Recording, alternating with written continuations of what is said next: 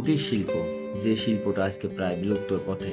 আমি আজকে আপনাদেরকে ঘুরে দেখাবো ঢাকার অদূরে নবীনগর স্মৃতিসৌধের বিপরীতে মেইন রোডের পাশে খুব স্বল্প পরিসরে বাংলাদেশ পর্যটন কর্পোরেশনের জায়গার উপরে গড়ে উঠেছে এই কুটির শিল্প বাজারটি। মেইন রোড থেকে নেমে কুটির শিল্প বাজারের দিকে যেতে হাতের ডান দিকে চোখে পড়বে সুইং রাইড ও নাগরদোলা। সচরাচর এদিক দিয়ে যাতায়াত করলেও আমরা অনেকেই জানি না নান্দনিক সংগ্রহের এই বাজারটির কথা, যেখানে খুব কম মূল্যে কেনা যায় মাটির তৈরি বিভিন্ন রকম মডেল, শোপিস সহ হস্তশিল্পের হাজারো নজর করা সামগ্রী।